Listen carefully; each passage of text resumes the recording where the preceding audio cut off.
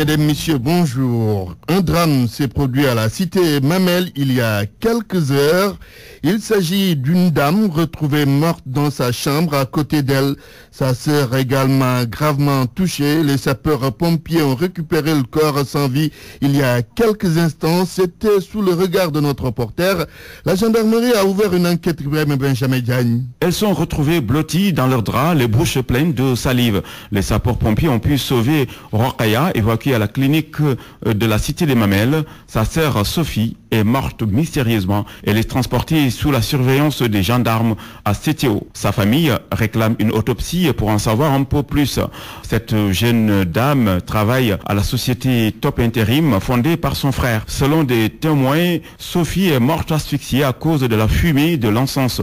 D'autres avancent la thèse de l'intoxication. Ce n'est pas seulement la tristesse qui règne dans ce quartier paisible des Mamelles. Ces riverains sont surpris par cette mort mystérieuse de la dame réputée sérieuse. Ibrahim Benjamin Diagne, la famille de l'étudiant Balagaï veut que justice soit faite après la mort de son fils. C'était le 31 janvier 2001 lors d'une grève d'étudiants à l'université Cheikh Anta Diop de Dakar. Pour mener le combat judiciaire, la famille de Balagaï a choisi Maître Hassan Diomandiaï. Le frère du défunt s'appelle Pape Momar Gueye. Depuis le décès accidentel de Balagaï, sous les balles supposées de la police, aucune enquête jusqu'à maintenant n'a encore décelé le nom de son véritable assassin. Et jusqu'à ce moment, la famille n'a reçu aucun dédommagement. Et ça, nous considérons ça comme une injustice. Ce n'est pas une façon de commander quoi que ça soit, mais nous pensons véritablement que l'État doit être impartial dans le traitement des questions de ce genre. On a vu le cas d'un étudiant qui fut tué et pour lequel le gouvernement a fait un geste au moins qui peut soulager une famille. Et jusqu'à présent, nous réclamons justice et nous n'avons eu aucune réaction des autorités de l'État sénégalais. C'est la raison pour laquelle, cette fois-ci, nous avons décidé d'avoir les services d'un avocat. Et la famille a décidé d'engager M. Alassane Diomandiaï pour défendre son dossier. Et je crois que ça, c'est tout à fait normal, c'est tout à fait correct compte tenu de la lenteur qu'on a constatée dans le traitement du dossier de Balagaï. Pape Momar Gueye était au téléphone de Mamadou Mohamed Ndiaye. Sur RFM au moins, on a des informations sûres et utiles. RFM, la radio de toute l'actualité. Les bonnes armées ont encore opéré dans le sud du pays, précisément dans la région de Sédhiou. Elles ont emporté de l'argent, de la marchandise et d'autres biens dans la communauté rurale de Nyanga avant de se replier en terre bissau-guinéenne. Lamine Ba. Une trentaine d'individus lourdement armés a semé la terreur dans la matinée d'hier au niveau de la communauté rurale de Nyanga dans le département de Goudomp. Ces hommes armés, selon nos sources, ont fait irruption aux environs de 7 heures entre le village de Sinthiou Dembarou et celui de Bantangel, tous dans la communauté rurale de Nyanga. Sur place, ils vont opérer des braquages 2 tours d'horloge durant une opération qui leur a permis d'arracher des mains de fraudeurs sénégalaises et bissau-guinéens, 26 vélos, 2 motos et une tronçonneuse qui appartenait à un Sénégalais originaire du village de Kolibantan. Les mêmes sources informent que chacun des fraudeurs avait sur soi plus de 20 litres d'huile et diverses autres marchandises. Une importante somme d'argent avoisinant 500 000 francs a également été emportée par les assaillants. Après leur forfait, c'est aux environs de 9 h du matin que la bande armée a décidé de se retirer, prenant comme bouclier les commerçants fraudeurs jusqu'à la base rebelle de Sinthiou Belel dans la région d'Oyo en Guinée-Bissau. Les personnes qui ont été utilisées comme bouclier ont été relâchées et ont rejoint leur domicile dans la journée d'hier. Ce braquage intervient après quelques mois de répit, une situation qui va plonger davantage les populations dans une psychose totale. Lamine Ba, Sédhiou, Radio Futur Média. La Casamance et les milliards qui sont injectés par l'État dans le quotidien Walfadjri de ce jour. Un ancien ministre d'Abdoulaye Wade, Innocence Tap en l'occurrence, réclame un audit de Diouf à Macky Sall. À Ziguinchor, on dit ne pas trop sentir les retombées économiques et sociales de tous ces milliards. J'appelle Abdoulaye Sambou. Des milliards investis en Casamance par les différents régimes qui se sont succédés à la tête du Sénégal. Dans cette partie sud du pays en crise, lit de la pauvreté depuis plusieurs années. Ces milliards ne sont pas ressentis par les populations. C'est du moins l'avis de cet homme rencontré devant une station essence. Son nom, Wandi Diémé. Non, sincèrement, moi je te parle sincèrement, sans parti pris. Depuis le temps de Abdou Diouf, je peux dire depuis l'éclatement de cette crise, justice. On parle de milliards investis en Casamance par des organisations non gouvernementales, par les bailleurs de fonds, par l'État lui-même. Mais fondamentalement, quand vous êtes dans un coin, vous regardez les gens se mouvoir, vous vous demandez où sont effectivement passés ces milliards dont on parle. Mais je ne sens pas les milliards, je ne vois pas leurs traces, ni dans les activités économiques essentielles, ni dans le social. À part quelques réalisations du régime libéral, les Casamassés sont restés sur leur faim, nous dit Kayali Gassama, un enseignant de profession. Je pense que les différents régimes qui sont succédés nous ont laissé un peu sur notre faim au niveau de la région de Casamance. La petite embellie peut-être qu'on peut noter, c'est peut-être avec le régime de Wade, en termes d'infrastructures scolaires, la création de lycées, des CM de proximité, l'université de Ziguinchor, et peut-être c'est beaucoup du Boulouf, et peut-être le financement de la route du Sud. Mais à part ça, vraiment, je pense que la région de Ziguinchor est restée sur sa faim. Dans cette région championne des abris provisoires dans le domaine de l'éducation, la couverture sanitaire demeure toujours un casse-tête pour les populations qui attendent encore les 300 milliards annoncés par le président Macky Sall pour la région. Abdoulaye Samb, Ziguinchor, RFM. Une délégation des transporteurs sénégalais, les autorités de l'église catholique se sont rencontrées ce matin. Au menu, il y avait la question du blocus à la frontière sénégalo-gambienne et la décision de distribuer des macarons aux délégations du Sud devant prendre part aux journées mondiales de la jeunesse de Kaolack a été prise. Toutefois, les transporteurs ont profité de cette rencontre pour demander aux religieux de s'impliquer dans la résolution des crises syndicales. Écoutons Gora Khouma avec El Hadj Daouda Diouf. L'église aussi a ses journées avec sa jeunesse. Ils ont fait de même que les Tidianes. Donc nous aussi, on fait le traitement égal à tout le monde. Donc je parle à mon nom et au nom de Alsando, puisque c'est un intersyndical qui gère le blocus. Nous sommes d'accord pour que cette journée, que les jeunes catholiques puissent quitter le sud vers Kaolack, mais sur une organisation. Nous n'avons pas ouvert les portes pour tout le monde, mais pour ceux qui vont au pèlerinage, ils vont manifester leur désir et les véhicules aussi seront choisis et on mettrait des macarons pour que les gens puissent savoir que c'est des pèlerins qui vont à Kaolack. Mais il faut que les gens ne s'en profitent pas de l'occasion, dire que le syndicat a ouvert le blocus est levé. Nous n'avons pas levé le blocus, il faut que ça soit clair. Nous devons dire que soit musulmans, soit catholiques. Si les syndicats ont des problèmes revendicatifs, il ne faut pas que vous restez à l'écart. Puisque si vous avez un besoin, vous demandez au syndicat d'intervenir pour un besoin.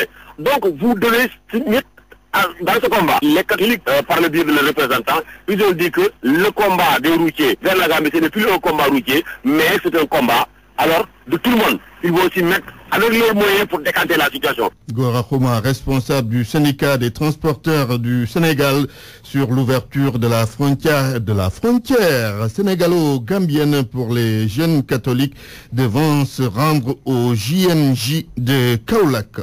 Autoroute à péage, des contributions dans la presse font état de concessions de 4 sites d'implantation de stations-service à une seule compagnie et sans appel d'offres. RFM s'est intéressé à la question. Résultat d'une enquête, il y a eu bel et bien appel d'offres et Total a été choisi. Georges Detchediop. D'abord, il n'y a qu'un site et un seul qui est concerné, celui de Cambérène où se trouvait la gare de péage. Donc, il n'est pour l'heure pas prévu l'implantation de 3 stations-service sur l'autoroute à péage. Et le site a été concédé à Total, ce qui est vrai. Mais c'est à la suite d'un appel d'offres restreint que la multinationale française a été choisie. 4 compagnies de produits d'hydrocarbures avaient soumissionné.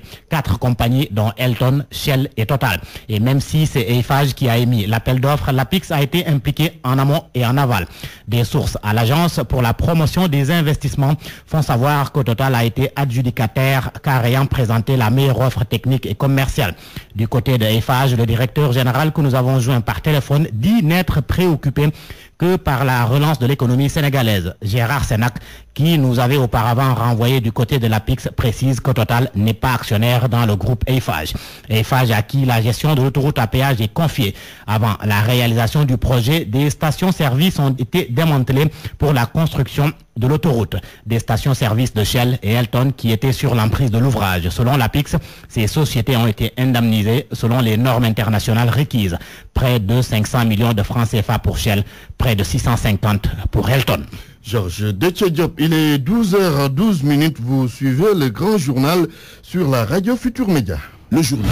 L'actualité politique. Acte 3 de la décentralisation, les régions vont disparaître et depuis que la loi est votée, c'est une polémique qui s'est installée sur la question.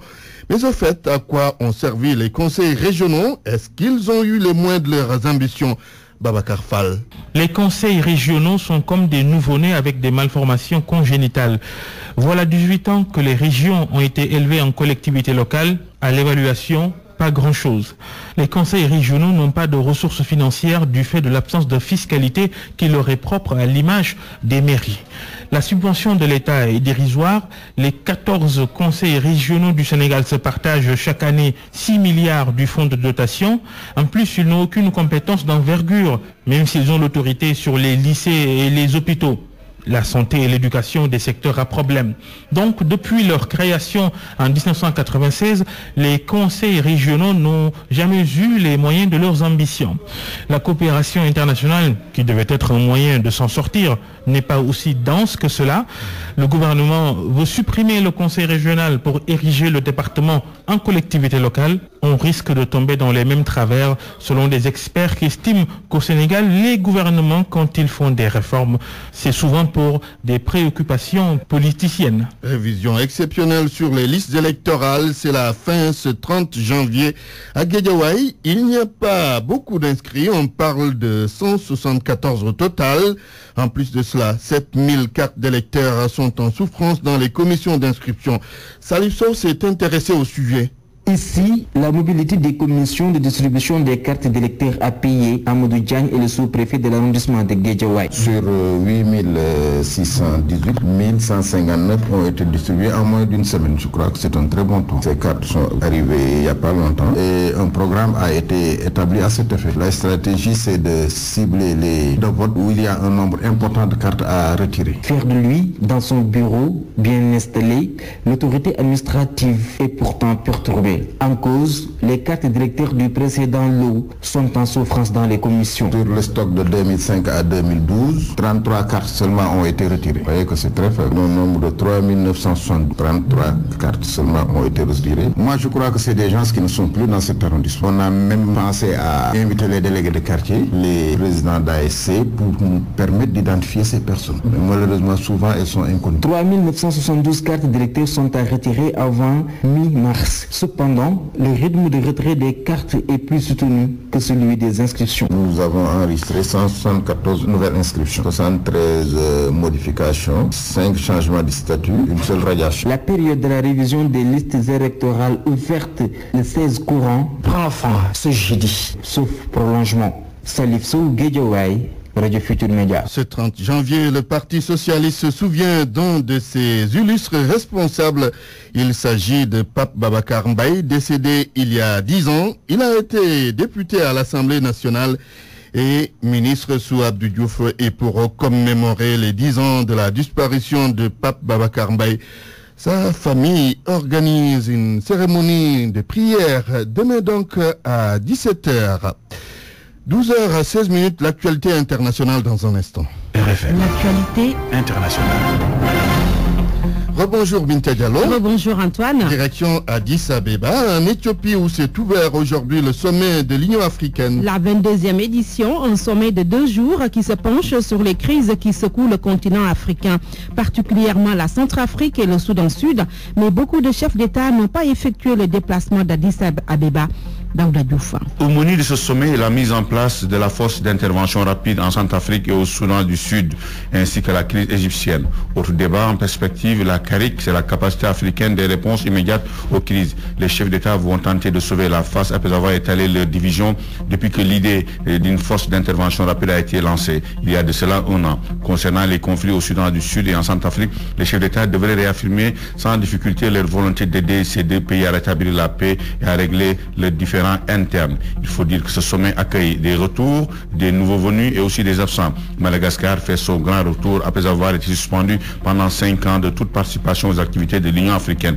Il sera représenté par son président fraîchement élu. Le président malien Ibrahima Boubacar Keïta fera son premier voyage en tant que chef d'État. Ce sommet se fera sans le président béninois Thomas Boni Yayi. Autre absence remarquable est celle de Blaise Compaoré, le président de Burkina Faso, d'habitude très assidu, a décidé de rester dans ce pays avec cette crise au sein de son parti. Le président du Soudan du Sud, Salva Kiir, a également préféré rester dans son pays en raison du conflit qui l'oppose à son ancien vice-président, Riek Machar. La Centrafrique d'Abdou Diouf au cœur du sommet de l'Union africaine. Au moment où les combats ont repris à Bangui, les renforts de l'ONU et de l'Europe vivement attendus en Centrafrique, Mamadou Mohamed Ndiaye. Des combats ont à nouveau éclaté hier à Bangui, en proie au pillage, où les soldats français avaient déjà abattu la veille une dizaine de combattants Séléka hostiles. La force africaine en Centrafrique et les militaires français qui poursuivent leur opération de sécurisation attendent le renfort d'une force européenne dont l'ONU a autorisé l'engagement. Signe de l'extrême tension persistant dans la ville, une dizaine de combattants Séléka ont été tués mardi matin à la sortie du nord de Bangui par les soldats français, pris à partie par les ex-rebelles devant le camp militaire où ils sont cantonnés, a indiqué mercredi une source diplomate. Des tirs nourris d'armes automatiques ont éclaté en fin de matinée dans le quartier du PK5, dans le centre de la capitale centrafricaine. Après une trentaine de minutes, ils ont nettement baissé d'intensité puis cessé en milliers de journées. Selon les habitants, ces tirs opposaient comme souvent des anti-Balaka à des combattants Séléka et des civils musulmans armés. Malgré un dispositif de sécurisation de plus en plus étoffé au fil des semaines, les soldats français et africains ne peuvent endiguer les explosions soudaines de violence dans la capitale jour et nuit. Et une conférence pour lever des fonds pour financer la mission internationale de soutien à la Centrafrique se tient à Addis Abeba samedi 1er février. Antoine Diouf, le chef de l'État mauritanien, et le nouveau président de l'Union africaine, Mohamed Abdelaziz, succède au Premier ministre éthiopien Haïlé Mariam Desalegn en poste depuis janvier 2013. Le président de la République du Sénégal, Macky Sall, lui, doit prononcer un discours sur le NEPAD. Ce sera cet après-midi avant son retour sur Dakar. Niger, la manifestation d'une quinzaine d'ONG et d'associations de la société civile a été interdite. Manifestation prévue aujourd'hui à Agadez. Les autorités nigériennes ont interdit la manifestation du Comité pour le renouveau et l'innovation. Elles évoquent comme argument l'absence de statut réglementaire du collectif. Une quinzaine d'ONG et d'associations de la société civile entendaient manifester pour le respect des promesses du pouvoir pour la région d'Agadez. Syrie, la conférence de Genève 2 sur le point de déboucher sur un compromis. Après plusieurs jours d'impasse, Damas est dans les dispositions de discuter avec l'opposition syrienne de la mise en place d'un gouvernement de transition. Les deux parties acceptent de discuter sur la base de Genève 1, selon RFI, mais les émissaires de Assad sont formels. Transition politique, oui, mais sans changement de régime. Antoine Diouf. Merci Binta Diallo. Et puis cette information, Réseau international des femmes francophones pour l'égalité hommes-femmes a été mise en place hier, le réseau, et à la tête donc il y a une certaine Ndioro Ndiaye. Point de vue. Regard croisé sur l'actualité du jour. Dans Point de vue aujourd'hui, on va parler de la suppression des régions, une des réformes de l'acte 3 de la décentralisation. Qu'en pensez-vous? Le débat, c'est dans quelques minutes.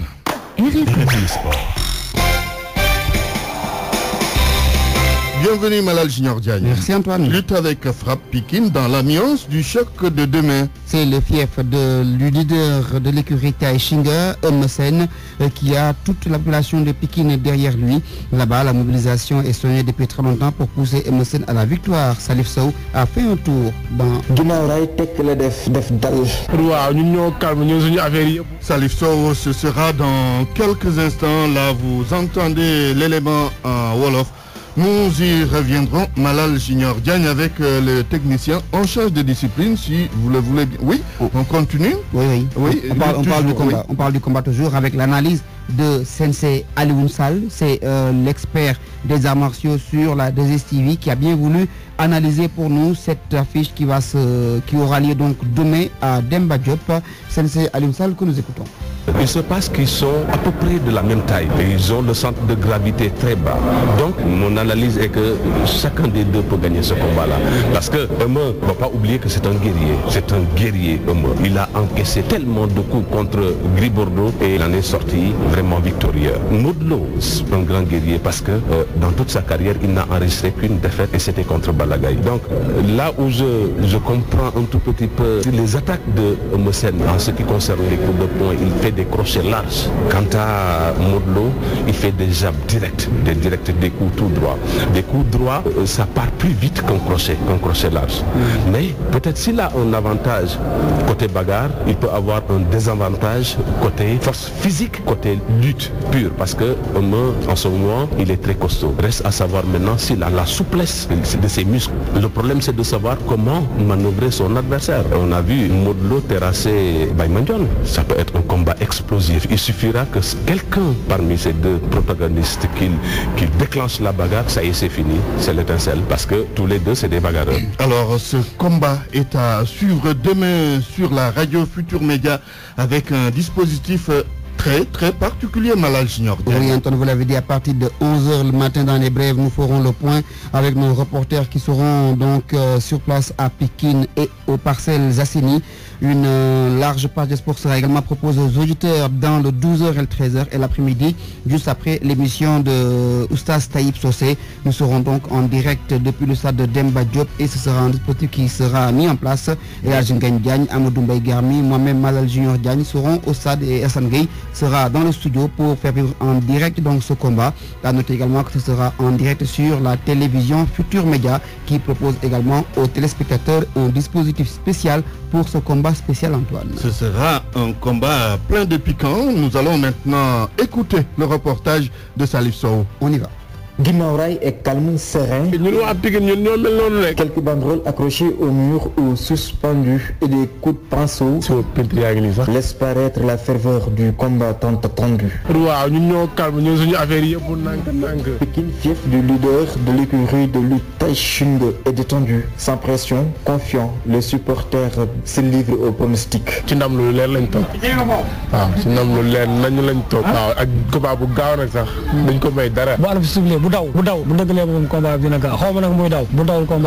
Au combat éclair noyé dans une ambiance de fête, promettent les inconditionnels de Eumeu. Eumeu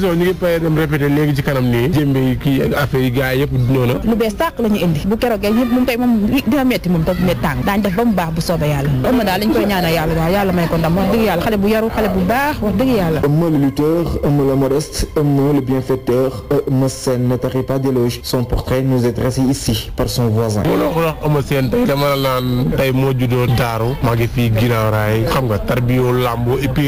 L'ex-pensionnaire de l'écurie de lutte Génération Boufalé a promis le titre du roi des arènes aux Pikinois. Des Pikinois qui veulent, disent-ils, d'une arène, d'un combat sans violence.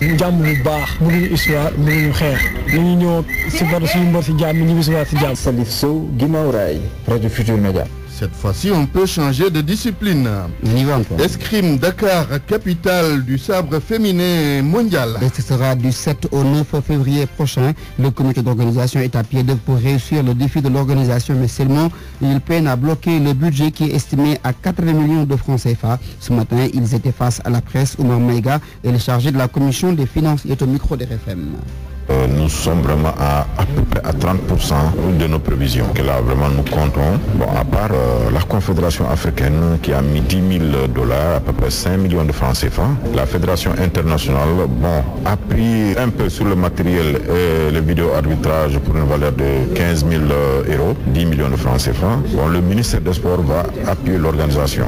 Bon, peut-être je vais aller voir le directeur de la haute compétition qui nous dit exactement combien. Bon, le comité olympique aussi, on attend un chèque de leur part. Le budget global est estimé à combien? Le budget global est estimé à 80 millions. Bon, dans le budget global aussi, on a une partie que les gens vont amener parce qu'ils vont payer les frais d'engagement. Les frais d'engagement en individuel et par équipe. Bon, là aussi, généralement, ça répare au paiement des arbitres.